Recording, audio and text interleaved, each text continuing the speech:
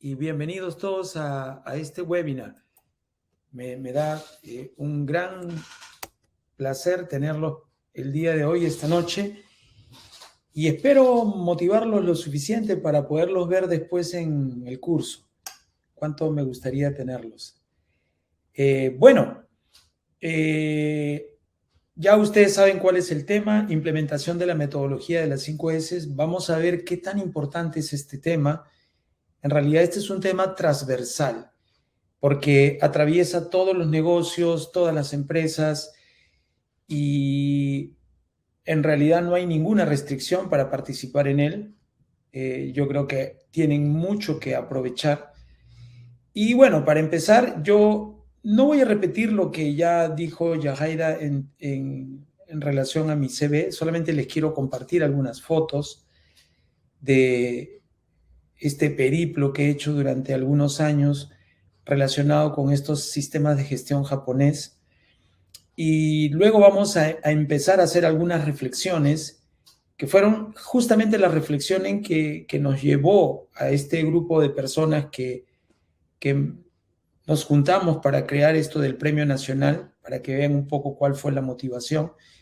Y de esa manera ustedes también puedan ponerse en la perspectiva que tuvimos para ver qué tan importante es este tema, ¿no? Y de esa manera plantear algunas soluciones, responder algunas preguntas típicas también que se dan alrededor de este tema, hacer algunos cálculos que justifiquen la implementación de las 5 S, aunque yo creo que no haría falta, pero a veces algunos empresarios necesitan tener un costo-beneficio cuando implementan este tipo de sistemas, ¿no?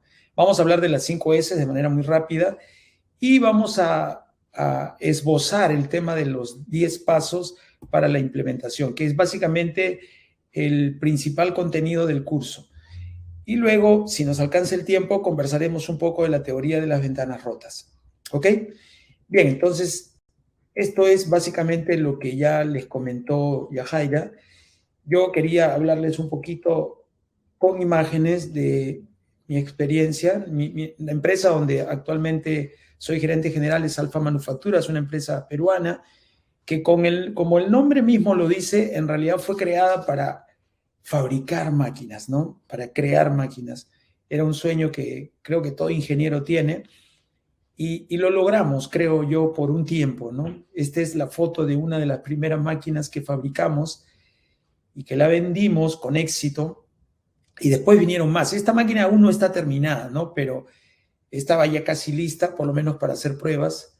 Cortaba tucos, una suerte de tubos de cartón gruesos en tamaños preestablecidos a través de un controlador y a través de un touchscreen, o sea, era full automática. Pero la verdad es que es difícil hacer tecnología en el Perú sin la ayuda que se necesita, porque al final la gente quiere pagar el equivalente de una máquina china, aún a pesar de que los componentes que nosotros usamos son de otro nivel, ¿no? Componentes Siemens, dispositivos, todos de marca, ¿no? En fin, pero realmente fue una etapa interesante y logramos vender como 4 o 5 máquinas, ¿no? Hoy día la empresa cambió de giro y desarrolla software y aplicaciones tecnológicas, tanto para la computadora como para el teléfono. Bueno, estas son algunas fotos de Japón en la institución que nos formó. Esta es una foto del showroom de Toyota. Desafortunadamente no permiten tomar fotos dentro de la planta, pero esto muestra bastante bien cómo luce la planta por dentro, ¿no? Es realmente espectacular, ni más ni menos como se lo imagina. Durante los últimos 10 años he estado difundiendo mucho el tema de las 5 S y he paseado por varios países de Latinoamérica difundiendo las 5 S. Esta es una foto de un ciclo de clases que di en Paraguay. También he llevado el tema a congresos como el de Conimera. He implementado en diferentes empresas, grandes, chicas, medianas, TPM, 5S e inclusive programas de RCM, ¿no? Este es la mascota en la implementación del TPM en GMO, una empresa italiana llamada Luxottica, allá en Italia, que fabrica lunas para todas las tiendas que comercializan lentes. Tuve la suerte de cruzarme en algún momento en la Universidad Católica, donde soy profesor, con el señor Masaki Imai, que es uno de los gurús vivos japoneses de esa, digamos, de esa generación que ya casi está desapareciendo. Él fue el impulsor de ese término Kaizen y de hecho fundó el Instituto Kaizen Internacional y como les digo, tuvo por Perú en el 2017 más o menos, y tuve la suerte de estrecharle la mano y conversar unas breves palabras con él. Y luego he pasado por congresos, eventos de diferentes índoles, he implementado también TPM en empresas de gaseosas, en Arequipa, en Lima, en compañías agroindustriales muy conocidas, las más grandes de Sudamérica. También he implementado el tema de las 5 S en empresas de distribución y generación eléctrica en Ecuador, que a diferencia del Perú, todo el sistema eléctrico lo tienen todavía como parte del Estado, ¿no? Así que están todas integradas y tuve la oportunidad de conocer muchas centrales. Este año es probable que viaje para completar a las otras que quedaron todavía pendientes. En compañías mineras también se ha implementado las 5 S.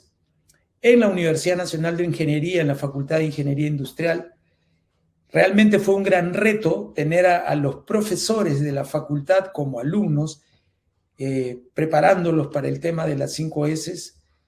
De verdad que ha sido una experiencia muy grata, muy graciosa también, porque los profesores de alumnos son bien preguntones y la verdad es que fue una bonita experiencia. Ahí está la foto de recuerdo. Esta es una foto de la primera versión del Premio Nacional de Argentina de las 5 S, que ellos nos pidieron apoyo porque la primera versión se creó en Perú a través de esta iniciativa que tuvimos. Luego se sumó Argentina y como los apoyamos, nos invitaron al evento de la primera premiación. Y aquí hay una foto, yo estoy por aquí en Cunclillas, de la premiación allá en la planta ganadora, en una de las plantas ganadoras. Este es el evento central ahí en Buenos Aires, con uno de los consultores de la AOTS Argentina. Bueno, hay otra foto con él, está bastante contento. Y aquí hay una foto de la delegación de la AOTS México que vino en ese momento a explorar primero lo que pasaba en Argentina, lo que pasaba en Perú, y luego compraron la idea y al siguiente año ya tenían un premio también en México. Esta ya es mi salida de la AOTS, donde fui directivo. Aquí estoy con el presidente de la AOTS de México y Ecuador, que ahora está organizando el Premio Nacional en Ecuador y Colombia. Venezuela va a tener que esperar todavía por razones obvias. Esta es la carátula y contracarátula del libro que escribí en el 2013, me parece, Hábitos de la Mejora Continua, que de hecho ustedes van a tener una versión virtual, es decir, digital, perdón, si es que se matriculan en el curso. También hemos elaborado una metodología un tanto diferente a los métodos convencionales para hacer auditorías de 5 S y de mantenimiento autónomo, y hemos desarrollado una aplicación que trabaja en los teléfonos inteligentes y ya está disponible en Play Store y en unos días más va a estar disponible en el Apple Store, ¿no? Para los que tienen iPhone. Y de hecho, los participantes al curso van a hacer el trabajo principal del curso a través de esta herramienta, ¿no? Que la van a tener de manera gratuita. Ustedes lo van a poder utilizar, tomar fotos, hacer informes, van a ver el potencial que tiene esta herramienta y la van a poder utilizar no solamente durante el curso, sino que la van a poder utilizar por más de 6 meses. Bueno, este es otro software enlatado que hemos desarrollado, un CMMS, es decir, un sistema de gestión de mantenimiento que se vende con éxito en el Perú, en Colombia y en Bolivia, ¿no? Que son los países donde lo estamos comercializando. Y bueno, esa es la presentación en fotos que quería compartirles y ahora vamos a entrar en tema. ¿De acuerdo? Bien, les decía que esta iniciativa de crear el Premio Nacional surgió después que regresamos de uno de los viajes a Japón. No sé si a ustedes les ha pasado, me refiero a los que han tenido la oportunidad de viajar a un país desarrollado y luego regresar al Perú, se nota más el contraste, ¿verdad? Uno ahí comienza a tomar conciencia de toda la magnitud de las cosas que no están caminando bien y te vuelves un tanto crítico, ¿verdad? Hay que aprovechar ese tiempo porque en realidad no transcurre mucho tiempo hasta que otra vez entras a la rutina y te olvidas de todo, ¿no? Entonces nosotros precisamente aprovechamos ese momento de motivación que tuvimos al regresar y decidimos tomar un desayuno en un restaurante emblemático de San Miguel, creo que se llama El Piombino, que está detrás de Iraoka, me parece que es. Sí, de la tienda Iraoka, que está en la avenida La Marina, ¿no? Más o menos por ahí. Y bueno, conversábamos sobre lo que habíamos visto y nos planteamos esta pregunta: ¿por qué nuestros países desarrollados siguen en vías de desarrollo por años, ¿no? Y hasta uno llega a sentir que no va a cambiar esa situación, que siempre nos vamos a quedar en ese lugar de vías de desarrollo, ¿no? Por no decir subdesarrollado, porque suena más feo realmente. ¿En qué nos diferenciamos de los países desarrollados? ¿Por qué ellos pueden tener una respuesta más rápida y hacerle frente a problemas grandes, ¿no? Y me refiero, por ejemplo, a Japón y Alemania después del término de la Segunda Guerra Mundial. Es decir, no tuvo que pasar más de 40 años para poder revertir esa situación, ¿no? Y quizás hasta menos. ¿Qué tienen ellos que nosotros no podamos tener, ¿no? Algunos, cuando intentan responder estas preguntas, de pronto dicen: no, es la raza, ¿no?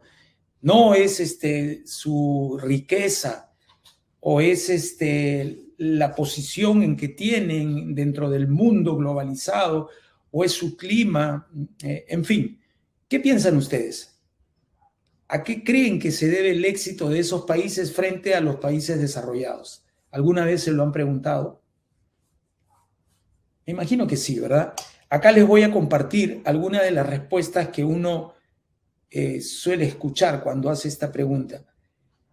Tienen mejor ingreso per cápita, más y mejor infraestructura, mejores servicios hospitalarios, acceso a una educación de calidad, una economía que no está sustentada en actividades extractivas, es decir, ellos agregan valor a su materia prima, la convierten en máquinas, en elementos terminados, de esa manera sacan un mayor valor, ¿no? A diferencia de nuestros países que solo parece que explotan sus recursos y a veces hasta lo malbaratean vendiéndolo a bajo precio y finalmente, como recursos que son finitos, ¿no? O sea, en algún momento se van a acabar. ¿Y después qué? ¿De acuerdo? Tienen mayor y mejor tecnología, ¿no? Entre otras diferencias. Lo cierto es que esto que parecen causas, no todas son causas. La mayoría son efectos, ¿no? O sea, son consecuencias de algunas causas que sí son las más internas y que a veces pasan desapercibido, ¿no? Por ejemplo, el mejor ingreso per cápita es una consecuencia, ¿no? De todo eso yo creo que rescato el tema de acceso a una educación de calidad. O sea, cuando un país no está bien educado, esa sí puede ser una causa raíz. Y la otra causa es el tema cultural, ¿de acuerdo? Porque el tema cultural es bastante amplio, ¿verdad? No solamente está referido a nuestro pasado, que nos aportó una cultura rica en comidas, en bailes, en una serie de aspectos tradicionales, ¿no? No me refiero a esa cultura, pero hay otra cultura que también es cultura, que está referida a cosas muy malas que se practican en nuestro país, ¿no? El tema de la falta de puntualidad, el tema de la indisciplina, esa mala costumbre de querer ser el vivo de la película, ¿no? Del sacarle la vuelta a los sistemas, al final termina convirtiendo a ese vivo en un tonto, ¿no? Porque el país no progresa por ese tipo de malos hábitos, ¿verdad? Entonces, básicamente son dos aspectos que podríamos decir son parte de las causas raíces que nosotros por lo menos encontramos, que es la falta de una educación de calidad y estos aspectos culturales negativos. ¿Ok? Entonces, todo empieza desde ahí. Si no tenemos una buena educación, los aspectos culturales negativos que puedan haber alrededor nuestro, como parte de nuestra familia, que también nos pasa parte de esos malos hábitos, no vamos a saber discriminarlos y más bien los vamos a perennizar en el tiempo, ¿no? Y eso a su vez genera pues otros problemas cuando ya nos convertimos en padres y replicamos eso hacia nuestros hijos, ¿de acuerdo? Y generamos malos hábitos y esto genera peores profesionales porque no necesariamente, y ustedes lo saben muy bien, el llegar a ser profesional es una solución al problema, ¿no? Porque hay profesionales y profesionales, ¿no? Es decir, hay profesionales que siguen arrastrando muchos malos hábitos y la verdad es que el ser profesional no les ayuda mucho. No es lo que buscamos, ¿no? Buscamos cambios más auténticos, ¿verdad? Y eso repercute evidentemente en nuestra capacidad de producir tecnología y al final pues está relacionado con todos estos efectos que los habíamos puesto inicialmente como causas, ¿no? Pero lo cierto es que son efectos más que causas. Bien, entonces, si uno de esos problemas raíces es esos malos aspectos culturales, en definitiva, esa es la diferencia que nosotros encontramos entre los países desarrollados y los que están en vías de desarrollo. Los países desarrollados tienen mejores hábitos, mejores expresiones culturales referidas a esos temas que acabamos de comentar. Claro está, y ustedes deben haberlo escuchado con estas posteos que a veces hace este chico Kenji, creo que se llama, no recuerdo su nombre, que es un colombiano japonés que tiene un montón de cosas que postea, y cuando habla de la disciplina y demás, yo reafirmo que es así, porque lo he vivido en Japón, y ahí la gente, si el semáforo está en rojo y no pasa ningún auto, para un latino es la invitación a cruzar, después de todo no hay ningún auto, ¿no? Sin embargo, el japonés puede estar solo él en la calle, no hay nadie más que lo ve, pero si la luz está en rojo no pasa, no cruza. Eso se lo puedo garantizar porque lo he vivido más de una vez. Eso significa que su grado de disciplina es mucho más alto que el nuestro. Y aunque parezca mentira, ese solo detalle les da una mayor posibilidad de éxito. ¿Ok? Entonces, retomando el tema de la conversación que tuvimos, una vez que ya encontramos el problema, aparentemente, pensamos en cómo lo podíamos resolver, ¿no? Y de hecho es un problema bastante complejo porque la cultura de las personas es algo que se forma con los años. Es decir, si alguien tiene 30 años, casi esos 30 años, en algunos casos, han transcurrido haciendo mala práctica de alguna cosa. Entonces, ¿cómo pretender en una charla o una clase cambiarle esos malos hábitos? Es verdaderamente un gran reto, ¿no? Y le dábamos vuelta y le dábamos vuelta, ¿cómo podemos hacer? Al final nos dimos cuenta de que era difícil llegar a su núcleo familiar y tratar de venderles algunas recetas para mejorar esos malos hábitos, ¿no? Pero luego desistimos porque en realidad no se tiene la posibilidad de acceder a eso, ¿no? Y ahora les cuento cuál fue la alternativa propuesta a ese problema. El hecho es que teníamos claro nosotros que al japonés le había hecho de mucha ayuda el practicar las 5 S. Y les explico por qué. Este es algo que ya yo lo he tenido O sea, lo he consolidado cuando hemos viajado a Japón.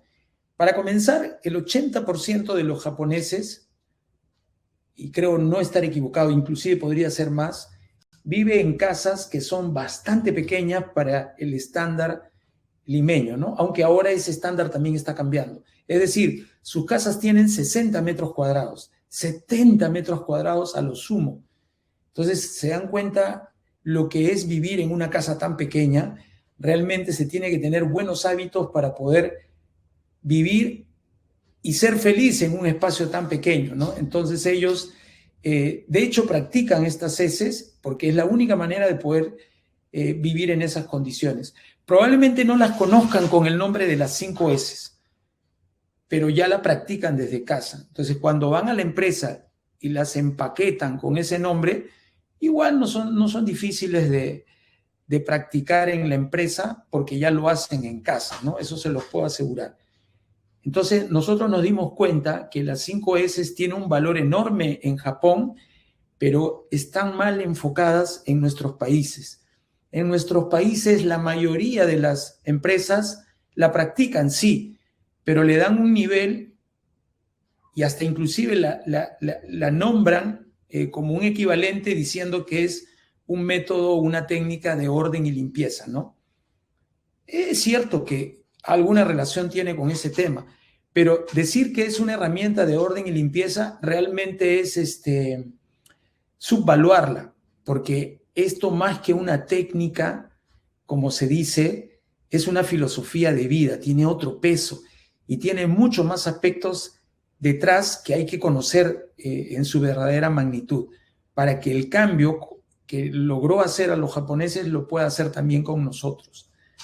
Entonces, ahí es donde nosotros dijimos, es un reto para la asociación tratar de que estas 5 S sean bien entendidas y bien aplicadas. ¿De acuerdo? Porque con ellas vamos a lograr personas disciplinadas, personas creativas, que aumenten su conocimiento de la vida, del contexto y del rol que ellos juegan en ese contexto. Que aprendan a trabajar en equipo, ¿no? Eso que tanto se dice, pero que en la práctica no sabemos utilizar. El hecho de poder plantear y alcanzar metas, ¿no? Y lo que es más importante, aprender a eliminar desperdicios, ¿ok? Entonces, ¿cuál fue la solución? Y bueno, nos pasó por la cabeza, no niego alguna de estas cosas, ¿no? Pero finalmente la solución fue, la tenemos. La gente, por lo menos la asalariada, es decir, la que tiene un trabajo, pasa tanto tiempo en el trabajo o más que en la casa. Entonces, ahí está nuestra oportunidad de acceder a ellos, ¿no? ¿Y cómo? Creando un premio, se nos ocurrió, creando un premio, porque las empresas le gusta ganar premios, ¿no? Más aún si estos premios son pomposos, están bien difundidos y entonces, por lo menos, estarán tras del premio para conseguir algo de notoriedad, ¿verdad? Que le puede servir para los fines comerciales de su empresa, ¿no? Por ahí creo que se puede trabajar el asunto. Obviamente que el siguiente problema que encontramos era que ese premio pomposo, ¿no? Y llamativo no lo íbamos a conseguir solos, porque nosotros, ¿no? Con nuestra asociación que se llama AOTS, no la conoce nadie, ¿no? Entonces, decir voy a participar en el premio de la AOTS, no creo que fuera muy atractivo. Pero a partir de ahí nosotros nos propusimos darle mucho más realce y convocamos a una serie de instituciones, ¿no? Primero convocamos instituciones japonesas y peruanas, ¿no? Desafortunadamente las peruanas no atendieron al primer llamado. Ahora sí ya se sumaron, porque obviamente ya tiene otro nivel el premio, ¿no? Pero en ese momento solamente las japonesas atendieron el llamado, ¿no?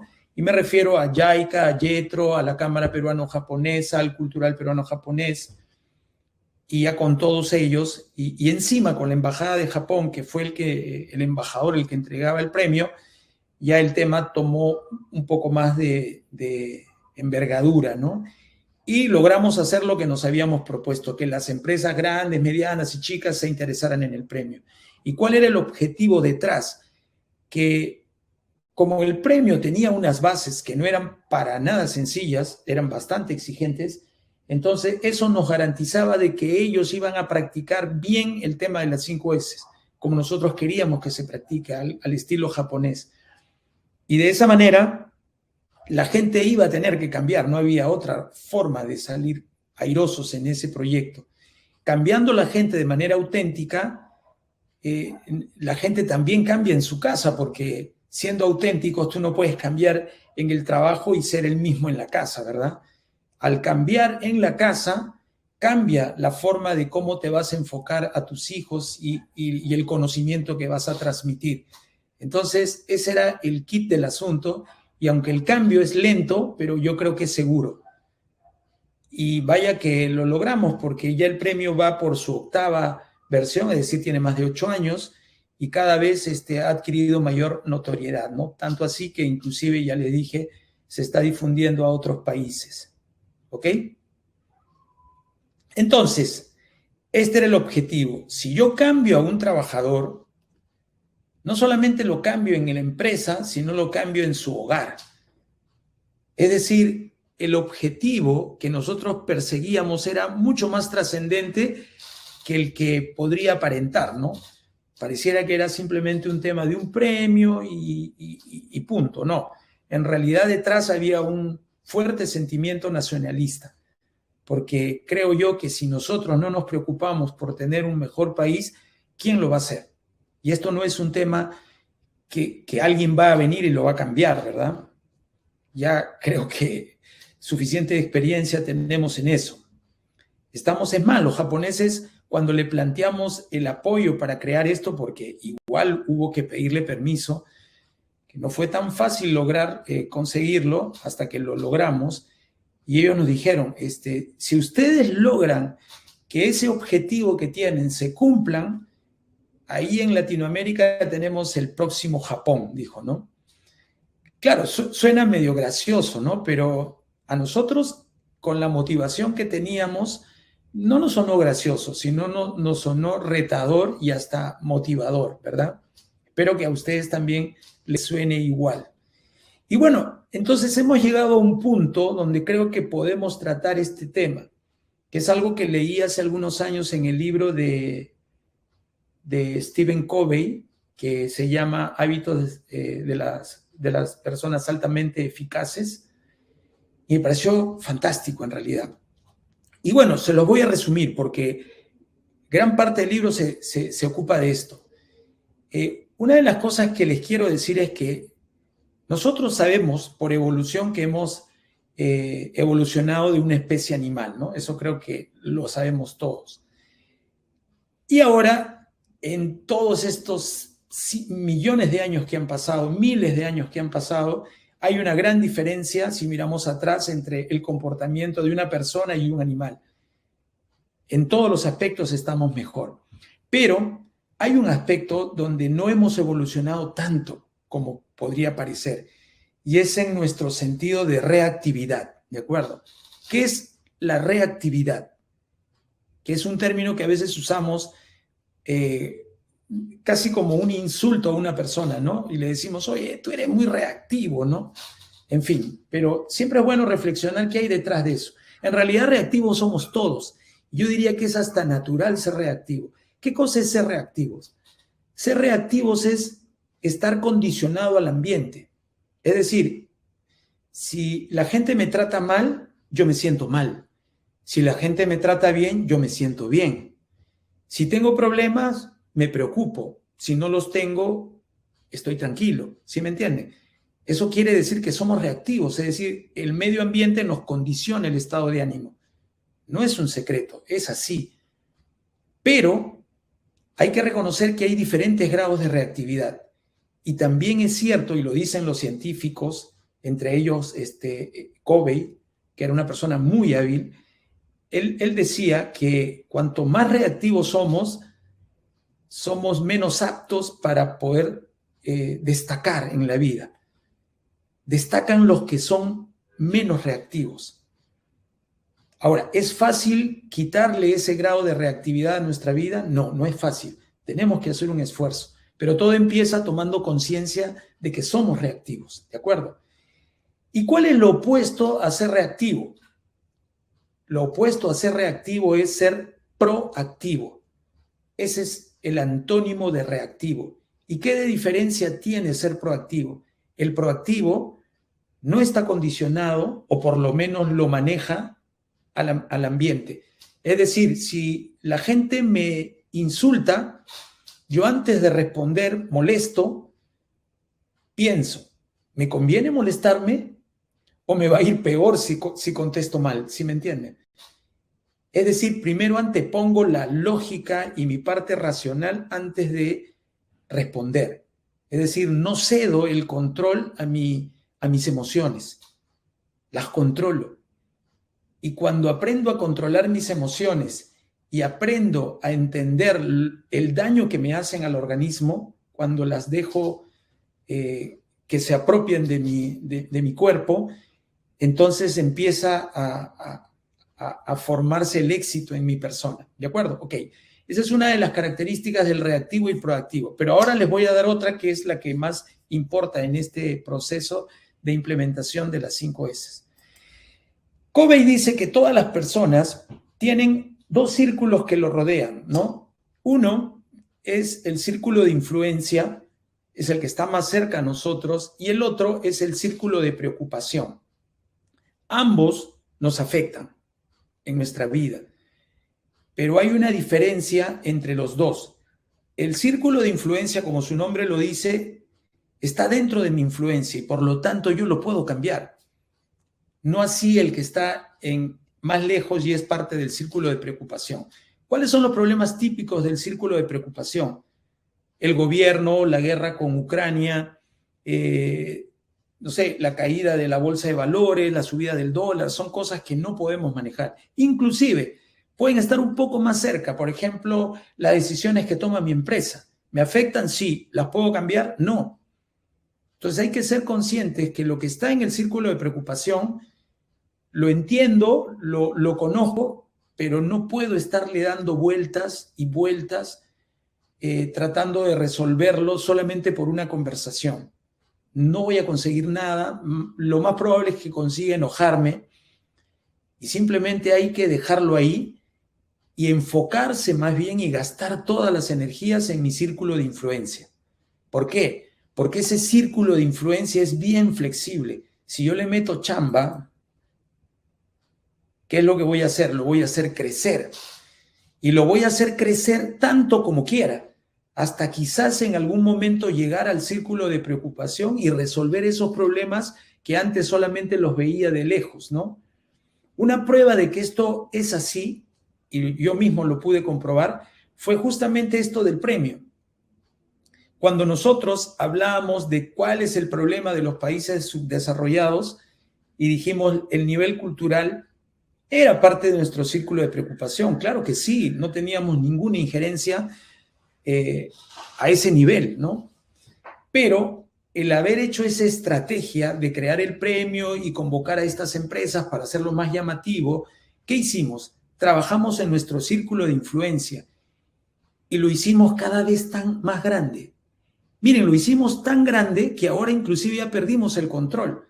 ¿A qué me refiero? Que yo ya hace buenos años que ya no estoy en la directiva y antes de la pandemia fui al último premio presencial que hubo, hicieron una semblanza de cómo se creó el premio. Y aunque la historia que contaron fue más o menos la correcta, nunca se mencionó quiénes fueron los que estuvieron al frente de esa idea. Es decir, éramos desconocidos y probablemente quedemos en el anonimato. Eso muestra de que ya no hay forma de detener esa iniciativa e inclusive corremos el riesgo de ser perdidos en la historia, pero sin embargo el asunto sigue creciendo, ¿no? Tanto así que ahora ya se está creando el de Ecuador y el de Colombia. ¿Sí me entienden? Entonces, ¿vale la pena enfocarse en el círculo de preocupación? No.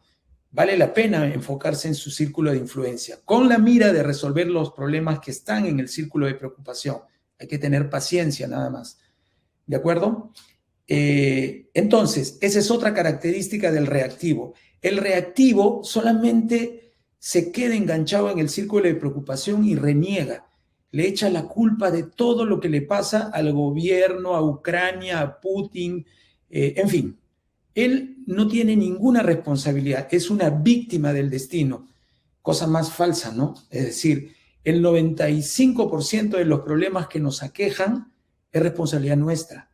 El día que nosotros aprendamos a darnos cuenta que la solución la tenemos en las manos, ese día vamos a comenzar a cambiar. ¿De acuerdo? Ahí está la prueba de que eso funciona. Muy bien.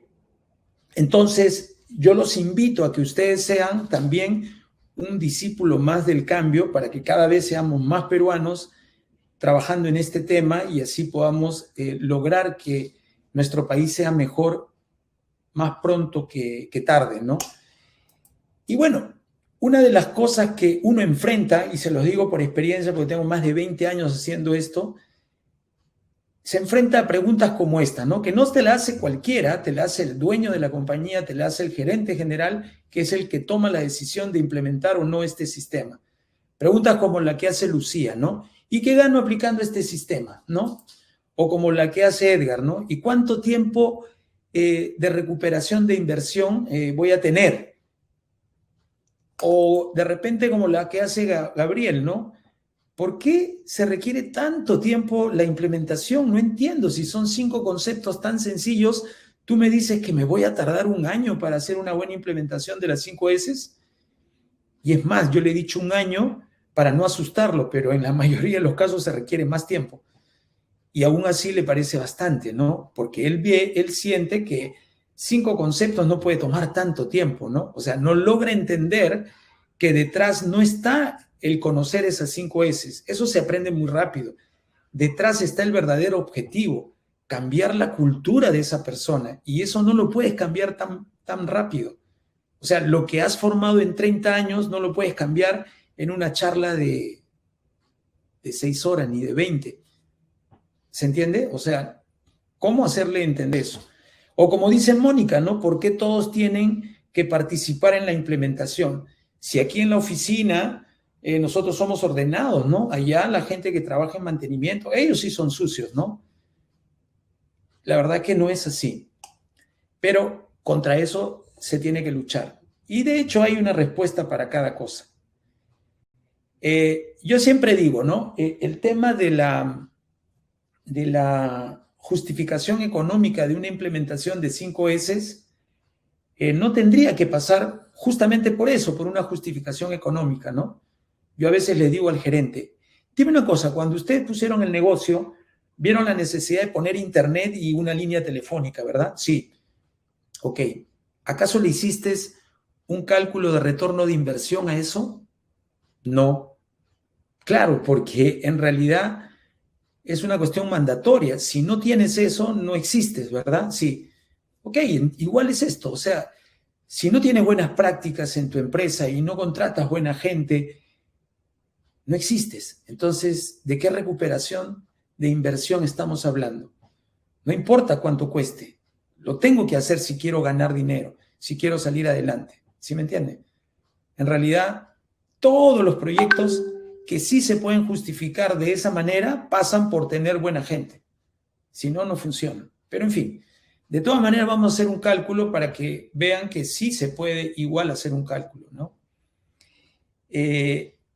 Antes de eso, yo quiero rápidamente reflexionar sobre algo, ¿no? El tema del desperdicio. ¿Y por qué quiero reflexionar sobre eso? Porque la mayoría de las personas considera el desperdicio como un sinónimo de basura, ¿no? Es decir, yo puedo usar indistintamente ese término, ¿no? Oye, bota este desperdicio o bota esta basura, ¿no? Y tiene esa idea, pero esa idea no ayuda. ¿Quieren saber cuál es el concepto de desperdicio que ustedes tienen que manejar para darse cuenta que en realidad están generando desperdicios, aunque ustedes no lo crean? Pues yo les voy a decir cuál es ese desperdicio o el verdadero significado de la palabra desperdicio. Miren, desperdicio es todo lo que ustedes hacen y que nadie está dispuesto a pagar. ¿De acuerdo? Eso es un desperdicio. La única manera de que no sea un desperdicio es que lo que hagan debe conseguir alguna de estas tres cosas en la empresa, por ejemplo, o en su casa. Lo que hago sirvió para venderlo. Lo que hice sirvió para aumentar la demanda. Lo que hice sirvió para bajar costos. En ese caso no es un desperdicio. Se dice que agregó valor. Pero si yo hago algo y lo único que genera es mayor costo, ese es el verdadero significado de un desperdicio. Y es el que tienen que tener en cuenta, ¿no? Es como, imagínense un artesano que fabrica unas sillas de madera, las pinta y las vende a 60 soles, cuyo costo son 40. Entonces, 60 menos 40, él gana 20 por cada silla. De pronto llega un marquetero, de esos que no falta, y le dice, oye, Luchito, la pintura que usas en tus sillas no es buena. Yo calculo que le debe estar durando a tus clientes un año nada más y a partir de ahí se comienza a pelar y todo lo demás, ¿no? Bueno, sí, es posible. ¿Qué te parece si usas esta pintura, ¿no? Esta pintura es mucho mejor, tiene mejor agarre. Yo te garantizo que por lo menos 5 años va a estar intacta. ¿Qué te parece? Bueno, lo convence, pero evidentemente cuesta más, ¿no? Entonces, él compra la pintura, comienza a hacer la producción con esa nueva pintura y ahora su costo subió de 40 a 50 soles. Si él sigue vendiendo las sillas a 60 soles, su ganancia bajó de 20 a 10. Entonces, ¿qué podemos decir? Que esa supuesta mejora le hizo ganar más dinero, siquiera pagó la inversión, no. Entonces, ¿en qué se convirtió? En un desperdicio. La única manera de que no se convierta en desperdicio es que él pueda vender con la misma demanda esas sillas a 80 soles, ni siquiera a 70, porque si las vende a 70 estará ganando lo mismo que ganaba con la otra pintura. ¿Se entiende? Entonces, si ustedes ahora son bastante más críticos, se van a dar cuenta que en la oficina o en el trabajo hacemos muchas actividades que no agregan valor. Si yo me voy al médico, pido permiso, tengo que pedir permiso mediodía. Y buena parte de ese tiempo lo consumo en traslados, después en esperas. ¿Para qué? Para que el médico me atienda 15 minutos y luego me despache, ¿no? Entonces otra vez tengo que regresar a mi trabajo demorándome un tiempo parecido. Entonces son más de 4 horas las que yo empleé para hacer la visita al médico y todo por 15 minutos. ¿Cuál es el único tiempo que agregó valor? Esos 15 minutos. ¿Y cuánto empleé en ese proceso? Más de 4 horas.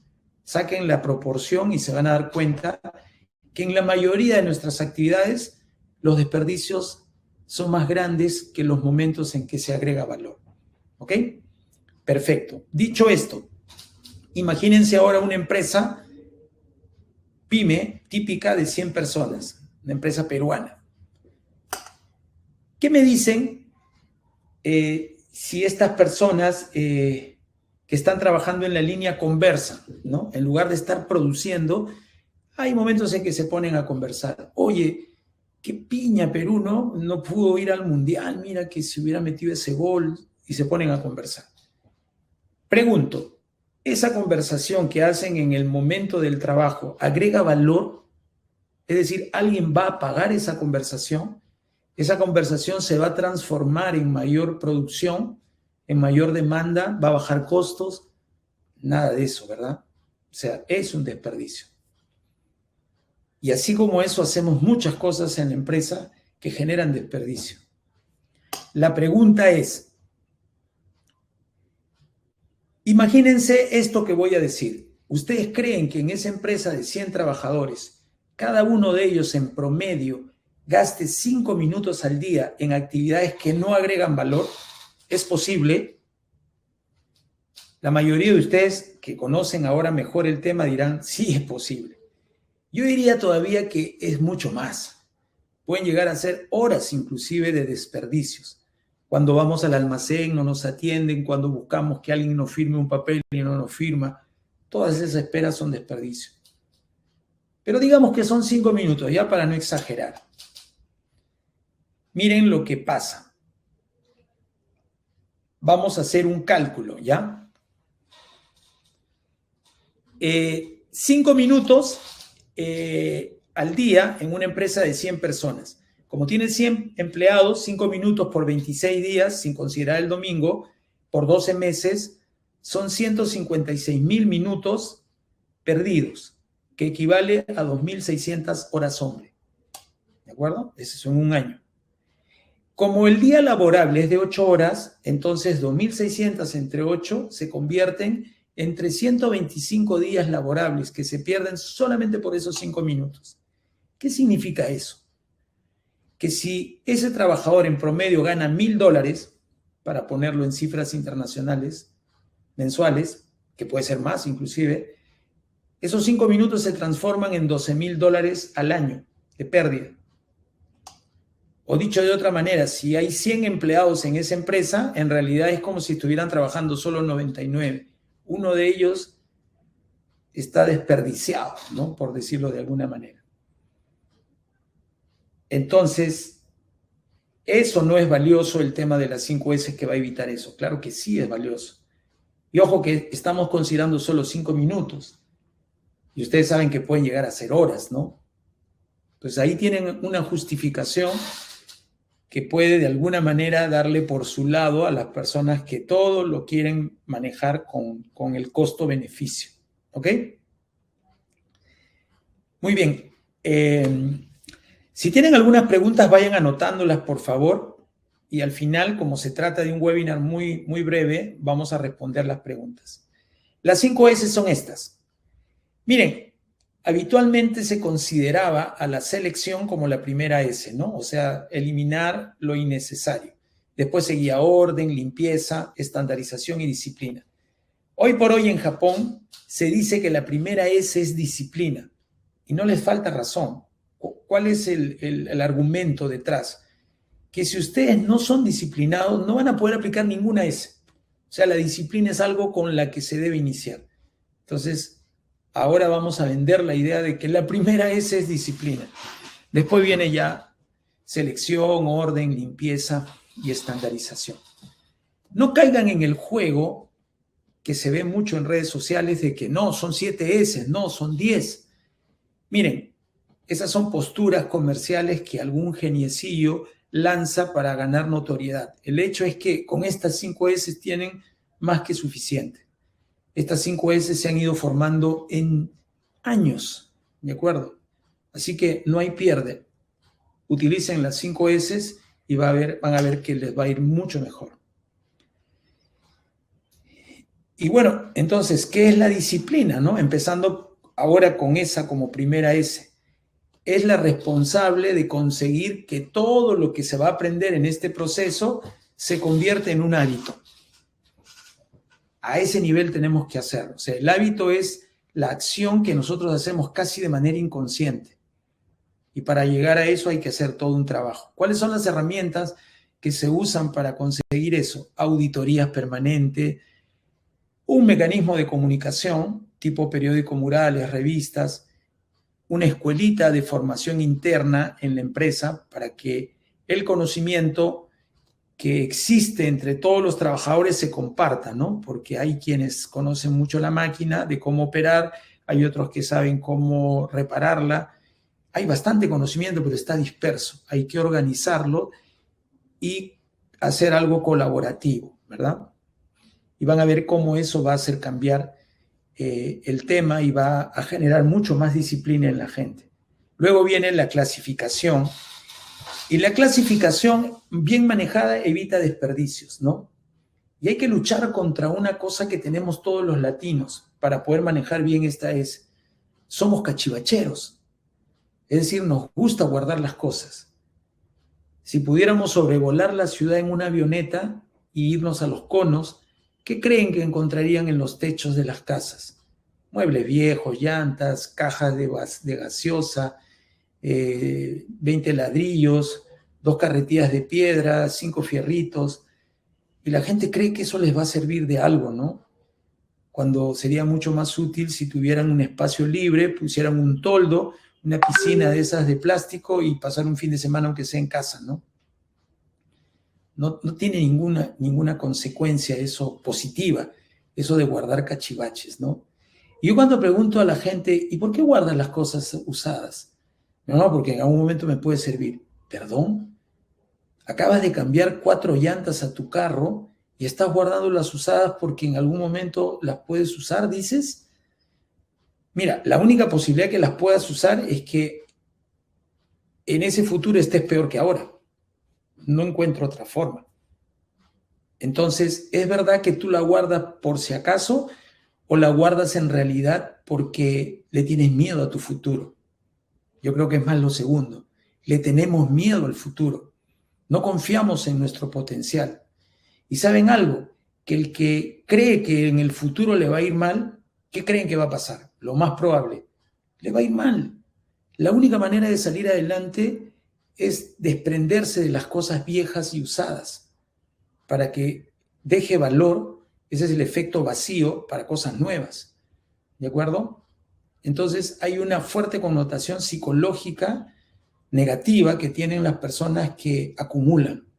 ¿De acuerdo? Entonces hay que practicar esta S desde esa parte interior y luego ya hacerlo en la forma práctica que la vamos a estudiar en la clase, ¿no? En el curso. El orden complementa la primera S. Es decir, tenemos que convertir nuestros ambientes de trabajo en zonas más productivas, teniendo todo a la mano. Así des un paso cada 5 minutos, ese paso te desgasta, te aburre, te hace perder tiempo. Hay una serie de técnicas para evitar eso, ¿de acuerdo? Y eso está en el orden. Ahí están los conceptos del orden. La limpieza. La limpieza es otra de las cosas que nosotros los latinos manejamos de manera equivocada con respecto a los japoneses, ¿no? Para el latino, la limpieza es un castigo. De verdad que eso es espantoso, ¿no? Ah, te portaste mal, ¿no? Le dices a tu hijo, pues ahora vas a limpiar. ¿Cuál es el mensaje ahí? Que la limpieza en realidad degrada, ¿no? Que la limpieza, si me porto bien, no la tendría que hacer. Ese es un feo mensaje, de verdad. Y por eso es que cuando nosotros ya estamos más grandes, vemos a la gente que hace limpieza como personas de segundo nivel, ¿no? Hace poco en un post vi una tira cómica que en realidad me hizo reír, ¿no? Se ve a un niño, así en dibujos animados, ¿no? Se ve a un niño que está con su papá y en eso llega la basura, ¿no? Y le dice, papá, está llegando la basura, porque así le llamamos, ¿no? Y el papá le dice, no, hijo, ellos no son de la basura, ellos son de la limpieza. Los de la basura somos nosotros somos los que generamos la basura, ellos la limpian. Sin embargo, le decimos a ellos basura, ¿no? En fin, entonces hay toda una connotación cultural detrás de un mal entendimiento de lo que es limpieza. Recuerdo que hace algunos años un colegio primario del Callao, está en una zona bien, bien caliente, y hay muchos de los egresados de ese colegio terminan como sicarios, salen en las noticias, y tratar de aplicar las 5 S realmente fue algo muy valiente de parte del director. Y me contaba que al principio tuvo una serie de problemas porque lo primero que hizo fue hacer que los niños limpiaran la suciedad que ellos mismos generaban. ¿Y qué creen? Al día siguiente fueron todos los papás amenazándolo de muerte porque le decían, oye, ¿qué te has creído? Si para eso hay gente que limpia, mi hijo no ha venido acá a limpiar, ha venido a aprender. Cuando no se dan cuenta que no solamente se aprende conocimiento, sino se aprende valores. Y no tiene nada de malo limpiar. Por el contrario, deberíamos estar agradecidos que enseñen eso a nuestros hijos. Pero afortunadamente el director, muy hábil, generó juegos donde involucraba a los papás, le regalaba chocolatitos y qué sé yo. Un proceso largo, pero seguro. Y el resultado hoy, después de muchos años y de ganar el premio, inclusive en medalla de oro, ¿qué es lo que ha conseguido? Que ya prácticamente no haya personal de limpieza y los chicos hacen el aseo de su sala. Y por lo tanto la cuidan mejor, cada vez limpian menos. Antes dice que se atropellaban en la escalera para subir al segundo piso, ¿no? Y se caían y se golpeaban. Ahora han hecho una línea en el centro, han pintado las gradas de un color hacia arriba y de otro color hacia abajo con las flechas. No se tropiezan, respetan la subida y la bajada. Ustedes ven el video que presentaron en el premio y la verdad es que emociona ver eso. Y yo estoy seguro, y creo que ustedes también, de que el futuro que les depara el destino a esos niños ya no es el mismo de lo que pasó con las generaciones anteriores.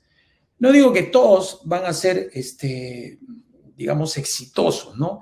Pero el porcentaje de hecho que va a subir y mucho, ¿de acuerdo? Entonces, ustedes dirán, ¿y por qué he puesto un niño ahí, no?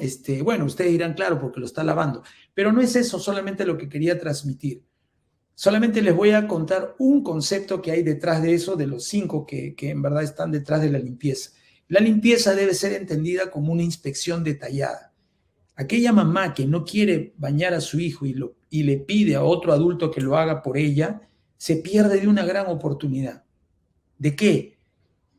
De inspeccionarlo, porque cuando uno baña al niño con cuidado, le revisa la piel y se da cuenta si tiene un rasguño, si tiene un moreteado, si tiene una eruptiva. ¿Y eso qué te da? Te da una gran posibilidad de atender un problema cuando está todavía en su fase primaria, ¿no? Que es lo mismo que ocurre con un operador. Si el operador limpia su máquina, se da cuenta que la máquina está por fallar, que tiene una fuga, que está rajada, que vibra demasiado, que está caliente. ¿De acuerdo? Entonces hay que verlo desde otra perspectiva, este concepto de la limpieza. La estandarización, ni qué decir, o sea, esto ya es otro nivel de aportes. Cuando yo le digo a la gente, ¿qué es estandarizar? Me dicen uniformizar, hacer procedimientos. Bueno, esas son formas de estandarizar, pero no es en sí mismo el concepto de estandarizar. Estandarizar es tomar medidas que eviten cometer errores. Punto. Cuando yo cometo un error, si no hago un estándar, ¿qué creen que va a pasar en el tiempo? Me va a volver a pasar. Ya depende de mí si quiero repetir el plato, ¿no? Lo que hay que hacer es estandarizar, buscar una solución que evite el error. Eso es estandarizar.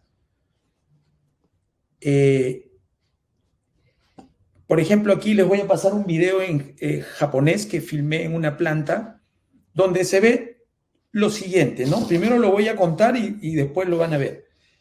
Esta era una fábrica muy pequeña, creo que tendría 300 o 500 metros cuadrados, era muy pequeña. Sin embargo, a pesar de que era una pyme, tenía clientes tan importantes como la NASA, como Boeing, y hacía pernos especiales esta planta. Entonces había mucho trabajo mecánico y muchas herramientas que ellos necesitaban. Sin embargo, no se podían dar el lujo de repetir todas las herramientas para cada proceso, ¿no?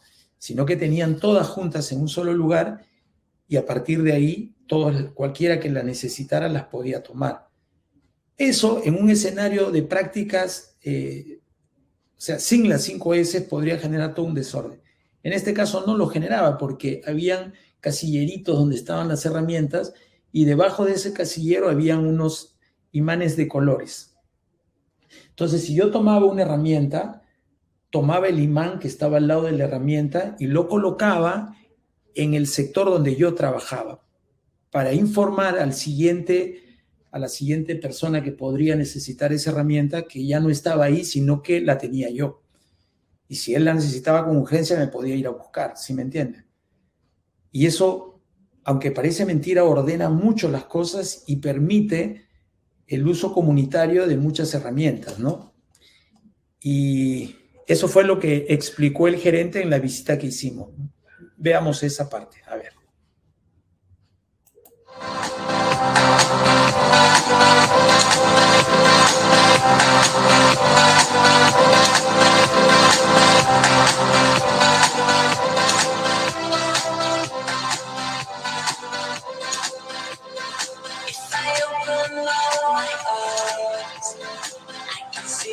¿Se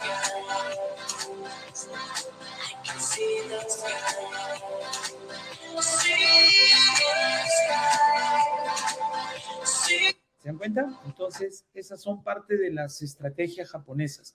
Si bien es cierto, los procedimientos y los instructivos también son estándares, los japoneses no lo usan mucho porque en realidad no siempre evitan el error, porque hay que ser muy disciplinado para que lo evite. Y eso es precisamente lo que nosotros no tenemos. Si ellos, que son mucho más disciplinados que nosotros, tienden a no usarlo tanto, imagínense nosotros, ¿no? Nosotros los usamos, pero no para evitar el error, precisamente. Los usamos para salir bien en la auditoría, ¿no? Aunque al final eso no garantiza nada, pero ya pues estamos tranquilos que ya pasamos la auditoría. Fíjense, estas fotos las tomé en el aeropuerto de Narita. Y yo que pensé que me podía perder en un país tan extraño donde todo es raro, ¿no? Las letras, el idioma, qué sé yo, pero sin embargo me sorprendí que podía caminar con mayor seguridad que lo podría hacer inclusive en otro país de habla hispana. Y lo que me pasó fue esto, ¿no? Aunque la foto es original, pero sin embargo este papá con el niño es algo que yo he superpuesto, porque la foto del momento no la tomé, pero más o menos fue así. Yo venía caminando por el sendero rojo hacia arriba y hacia abajo en el verde venía una familia, ¿no? Porque era una familia, estaba la esposa, el esposo y un niño más o menos de esa edad, 9, 10 años. Entonces el papá venía leyendo unos papeles y sin darse cuenta invadió el sendero de subida, ¿no? Que está a otro color inclusive. Y fíjense lo que es un buen control visual. El niño, con el conocimiento que puede tener un niño de esa edad, ¿qué creen que hizo? Jaló al papá y le dijo, papá, por ahí no es. Aunque yo no entendía en realidad lo que dijo, porque no sé de qué país era. Sin embargo, entendí lo que le quería decir. El papá sonrió y se alineó, ¿verdad? Entonces, conclusión, si las señales visuales están bien hechas, la gente tiende a respetarlas. Pero si las señales están mal hechas, ¿qué es lo que pasa en nuestras empresas? Que intentamos hacer algo bueno y luego lo dejamos abandonado. O si no ponemos lomo de cebra, esas rayas que en verdad no deberíamos usar, porque el lomo de cebra es más para una señal de tránsito. Es mejor hacer colores continuos como este, que se respetan mejor, ¿no? Y duran más también, ¿no? Inclusive hay hasta términos en español, ¿no? Yo iba, por ejemplo, a la Terminal 3 y cada cierta cantidad de metros veía el avance, ¿no? Faltan 580, faltan 300 para el Terminal 3 y llegué a la Terminal 3 y así había información para todo, ¿no? Entonces, los controles visuales también son estándares y ayudan mucho. Y para terminar con esto de los estándares, le quiero decir que buscar un estándar no tiene que ser una tarea compleja, ni tienen que plantearse un problema complicado, ¿no? Les voy a contar algo que me pasó a mí hace muchos años. Yo solía llevar dos llaveros en el bolsillo, el llavero de casa y el llavero de mi auto, ¿no? No les voy a mentir que a veces llevaba el llavero del auto y me olvidaba el llavero de la casa. ¿Qué pasaba el día que me olvidaba el llavero de mi casa? Tocaba la puerta y como siempre hemos tenido una chica que nos ayuda con los quehaceres de la casa, me abría. Pero según las leyes de Murphy, eso que puede pasar algún día te va a pasar. Y te va a pasar justo cuando menos lo esperabas. Y me pasó. Yo regresé a casa desesperado por unos papeles porque tenía una reunión. ¿Y qué creen? No estaba la chica, mi esposa la había enviado a hacer unos recados, ella tampoco estaba, no había nadie, no podía entrar. Perdí la reunión, esperé 1 hora y media, estaba furioso. Llega mi esposa, me abre la puerta y encima me dice, tienes que llevar tu llave, me dice, ¿no? Como si no lo supiera, ¿no? No sé, pero tiende a caer mal eso, ¿no? En fin, entonces yo me dije, si no hago nada, esto me va a volver a pasar, de seguro me va a volver a pasar. No, dije, sería el colmo que sabiendo lo que sé, no haga algo, ¿no? Entonces dije, voy a hacer mi estándar, ¿no? Pero los estándares más efectivos, ya después lo vamos a ver en clase, se llaman pokayoke, que en japonés significa prueba de error. Entonces voy a hacer un estándar del tipo pokayoke, ¿ok? No tiene que ser un solo pocayoke, pueden ser un conjunto de pokayokes. Entonces, ¿qué fue lo que hice? Junté dos cosas. La llave de mi casa, la principal, porque las otras eran opcionales, y las escondí debajo del macetero, qué sé yo, porque ya estaba en casa, ¿no? Pero la llave principal sí la puse en el llavero del auto. Como siempre llevo el auto, entonces es difícil que no me lleve la llave de la casa. Ahí resolví en parte el problema. Pero luego pensé, ¿y qué pasa si un día tengo que llevar el carro al taller, ¿no? Y a veces te dicen, deje su llave. ¿Qué pasa si ese día tengo que regresar a casa? Me vuelvo a quedar en la calle. Segunda medida, hice una llave de aluminio ligera y la guardé en mi billetera. Y ahí la tengo hace varios años. ¿Eh? Miren, mi billetera ya cambió, no es la misma que está ahí. Esa tiene cierre, este tiene un broche. Pero sin embargo, ahí está la llave. No es la misma tampoco, porque una vez me robaron y se fue la llave ahí, ¿no? Esta es otra. Pero continúo con mi pokayoke. Y la tercera medida, por si acaso me roben la cartera, ¿no? O la billetera, hice una llave de repuesto y lo mandé a la casa de un familiar que vive cerca, ¿no? ¿Qué creen? Durante muchos años usé todas las opciones, pero nunca me quedé otra vez parado en la puerta de mi casa. Es posible que el sistema cambie y en algún momento el estándar falle. Un estándar que falla no es estándar, tienen que cambiarlo o actualizarlo. Y eso pasó, le pusimos más seguridad a una tranca y ahora hacía falta 2 llaves. Yo me puse a pensar, ¿le pongo otra llave en la billetera? No, dije, ya no. Entonces, buscando un poco más y ya llegué a conseguir esto, ¿no? Esta es la puerta de mi casa. Compré un dispositivo que parece un intercomunicador, como lo ven aquí a la derecha, pero en realidad es una caja de aluminio muy resistente y de seguridad. Y ustedes pueden programar la clave. Entonces, ¿qué hice? Dentro de esta caja coloqué la llave de la tranca. Entonces, si algún día llego y no abre la puerta porque hay una tranca, digito la clave y saco la segunda llave e ingreso a mi casa, ¿no? O sea, esa fue la evolución del pokayoke para una nueva condición en el proceso. Es lo que tienen que hacer. Y en las llaves interiores también evolucioné, es decir, ya no lo guardaba debajo del macetero, sino que puse otras cajas similares a la anterior, ¿no? Me funcionó. Entonces, en resumen, ustedes van a pasar por esto. Imagínense que este eje vertical es la condición y este eje horizontal es el tiempo. Cuando todo empieza, todo está bien, todo es perfecto. Es decir, la condición se mantiene en su valor más alto y anda bien, ¿no? Hasta que tarde o temprano, eso es inevitable, van a tener un problema. Se para la máquina, se para el equipo, no sé, lo que hagan ustedes, ¿no? ¿Y qué va a pasar en ese momento cuando esto ocurra? Se tienen que preguntar, ¿por qué ocurrió este problema? ¿Será que no tengo un estándar y por eso ocurre eso? Hay dos posibilidades. Si la respuesta es sí, o sea, no tengo un estándar, fácil. Propongo un estándar que evite ese error, así como yo lo hice en el ejemplo que les di. Pero si la respuesta es no, sí tengo un estándar, entonces la pregunta es, ¿por qué falló? ¿Es que la gente no es disciplinada o tú no eres disciplinado y lo cumples? Si ese es el caso, entonces tienes que mejorar el tema de la disciplina. Pero si no es eso, es decir, si eres disciplinado, simplemente el estándar falló, entonces lo más probable es que haya pasado lo de la tranca. Es decir, cambió algo en el proceso y ahora lo tengas que actualizar o cambiar. ¿De acuerdo? Y cuando lo haces, en realidad lo que estás haciendo es aplicar un círculo que fue creado por los japoneses. Después que Deming les enseñó el PDCA, los japoneses se dieron cuenta que algo le faltaba al PDCA y lo complementaron con un círculo al que ellos llaman SDCA, S de estándar. Entonces, ¿qué es lo que ustedes deben hacer cada vez que tengan un problema?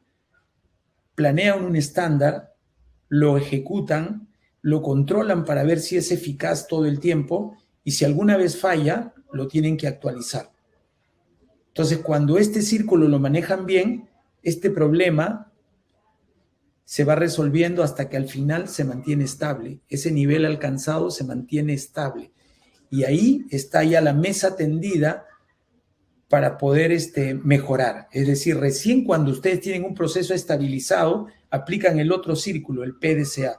Planean la mejora, la ejecutan, la controlan y corrigen lo que tengan que corregir y suben a otro nivel. Al subir a otro nivel nuevo, de hecho van a tener que aplicar variaciones en sus estándares o crear nuevos para poder nivelar ese nuevo nivel, ¿no? Y no caer, sino de qué mejora estamos hablando. Y una vez que estabilizan el nuevo nivel, ya pueden aplicar otra vez el PDCA y otra vez estabilizarlo. Entonces, la mejora continua es la suma de dos círculos que tienen que usar muy hábilmente, el PDCA y el SDCA. Y vamos a aprender a usar bien ambos en este curso. ¿Ok?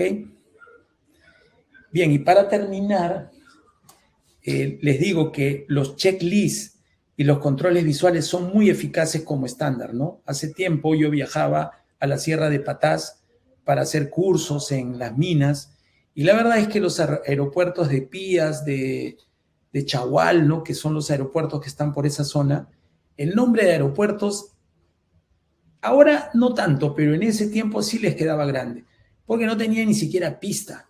Era un terreno afirmado, ¿no? Y la torre de control era una ramadita nada más, ¿no?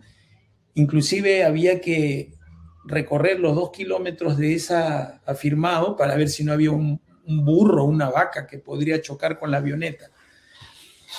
Y la verdad es que los aviones de ese entonces eran bien antiguos, eran del año 75. Y yo viajé a esa zona en el 2006. Y francamente al principio me preocupó porque dije, ¿qué hago yo subiéndome a una avioneta del 75 en el 2006, no? ¿Será que estoy arriesgando mi vida? Pero sin embargo me di cuenta después que el operador hace buenos checklists, o sea, buenos estándares para evitar el error. No sé si ustedes logran ver aquí en esta versión de Apple, no sé dónde está caramba.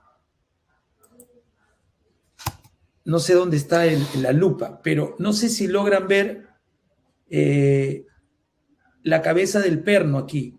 La cabeza del perno está pintado de blanco y tiene una raya que está alineado con el fuselaje. Entonces el piloto ve si esa línea está desalineada es porque el perno se aflojó, en cuyo caso le toca a él ajustarlo. Esas mismas marcas los tienen las abrazaderas del tren de aterrizaje, las conexiones hidráulicas. No tengo cómo, no conozco aquí cuál es la lupa, pero hay marcas por todos lados. Acá, por ejemplo, para ver si no hay una fuga o un aflojamiento, ¿no? Entonces, el piloto chequea todo eso y yo creo que gracias a eso no se producen accidentes. Porque a pesar de que son avionetas viejas, nunca vi una gran estadística de accidentes, ¿no? Funciona, ¿de acuerdo? Y bueno, la disciplina ya lo vimos porque con ella empezamos. Entonces, ya para terminar y dejar espacio a las preguntas, nosotros proponemos un método que es un método registrado en Indecopy. No es que nosotros estemos inventando la pólvora, ojo, porque las 5S son japonesas. Lo que pasa es que un método para aplicar esas 5S en Latinoamérica no existe. Ustedes pueden buscar toda la literatura japonesa y no van a encontrar recomendaciones específicas para nosotros. Y